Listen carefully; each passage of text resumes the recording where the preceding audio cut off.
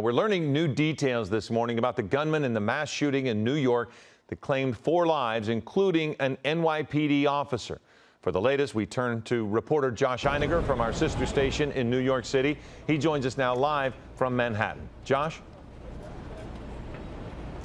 And Philip, good afternoon, good morning. On the West Coast here, life has resumed similar, approaching normal here on the sidewalk here in Midtown Manhattan on this scorching hot day. But of course, the building behind me is a massive vertical crime scene as detectives, investigators continue to work to piece together exactly why this happened yesterday. We could show you video, a very disturbing picture of 27-year-old Shane Tamura, who police say is depicted in this surveillance image walking across the plaza here behind me carrying an M4 assault rifle. Impossible to overstate how unusual it is to see that in Midtown Manhattan.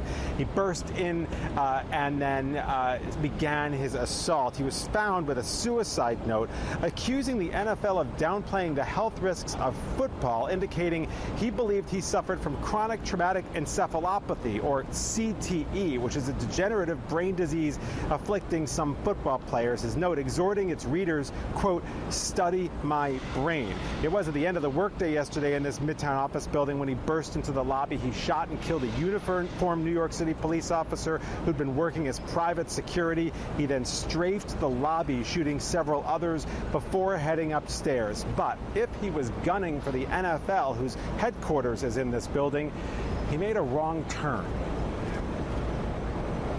He took the wrong elevator bank up to the NFL headquarters. Instead, it took him to Rudin Management, and that is where he carried out additional shootings and took the lives of additional employees.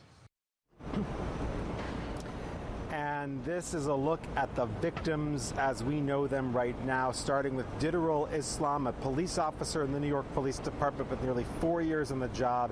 He was married with 2 kids and a third on the way. Alain Etienne, a 46-year-old security guard who worked for the building. A 43-year-old woman named Wesley LePatner. She was a mother of 2 who worked at Blackstone, an asset advisory firm, which is also based in this building.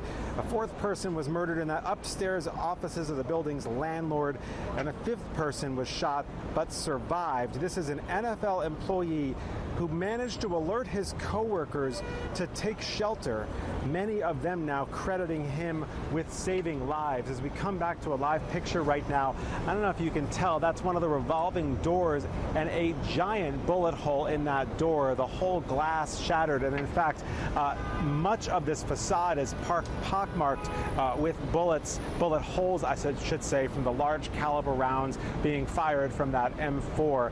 A huge amount of damage, a huge amount, I should say, of blood on the lobby of this building, this gruesome crime scene, as investigators are trying to get to the bottom of all of this. Did the suspect actually suffer from CTE from past football playing? That much is not clear.